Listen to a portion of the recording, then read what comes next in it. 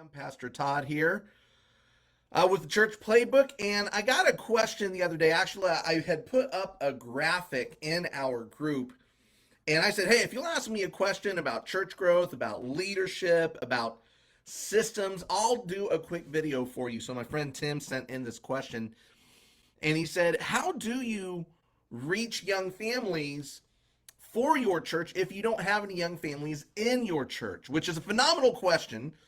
And it's actually not that complicated to answer, because you got to think back to when you were a part of a young family.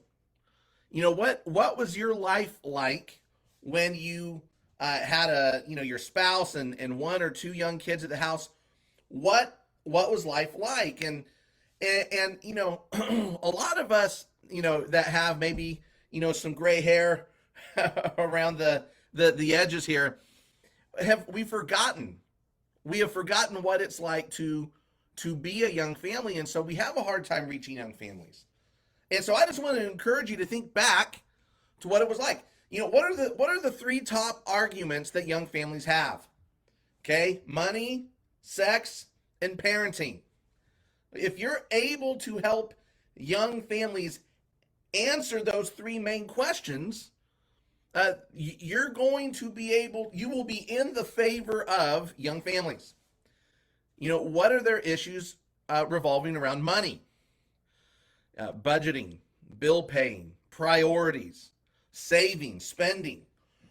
What are their issues revolving around sex?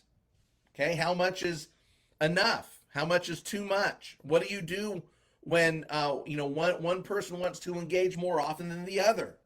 And then that very closely ties to the third issue that young families have, and that's around parenting. How do we discipline our kids?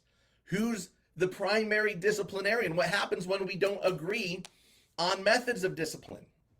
So you've got to put yourself back into the psyche of a young family if you want to reach young families. This is really not that complicated. It doesn't take a rocket scientist, because when Jesus told Peter that he was going to be a fisher, not a fisherman, but a fisher of men, we got to remember a lot of the strategies of fishing still apply to our industry.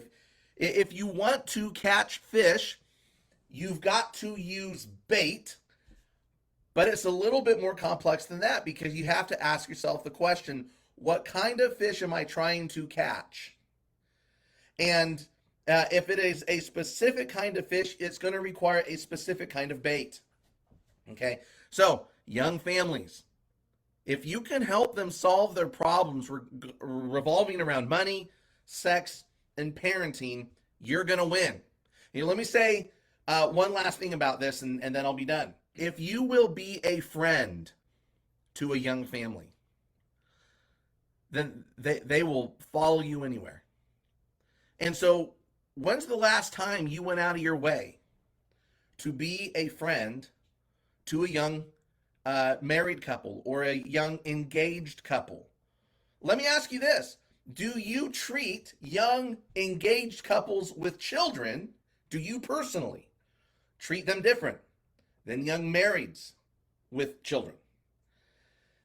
Because listen, if you really want to reach people for Jesus, you're going to have to understand that families are messy, and you're going to be you have got to be comfortable navigating the waters of blended families and blended families that both have previous marriages, blended families where they're a newly married couple, but one or both of them had children from a previous relationship.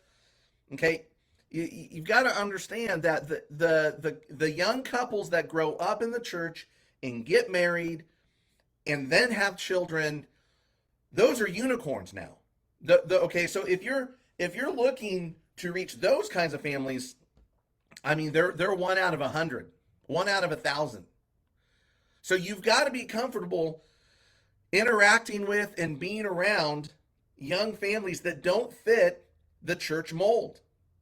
And so if you will be a friend to young families, Okay?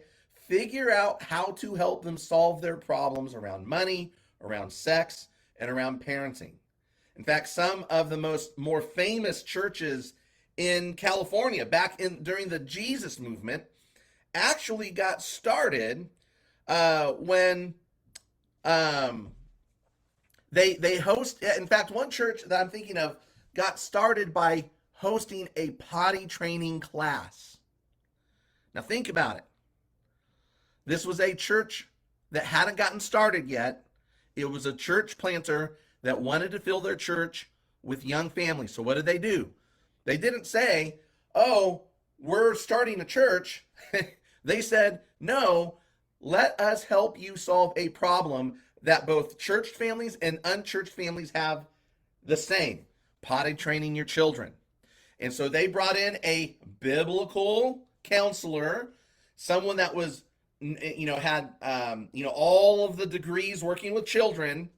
And so they brought him in and said, and taught young families how to potty train their children.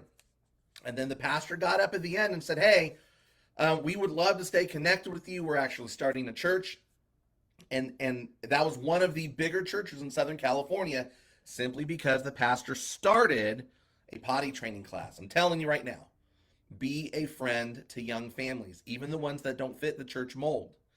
Help them solve their biggest problems, and your church will have no trouble attracting young families, even if you don't have any in your church right now.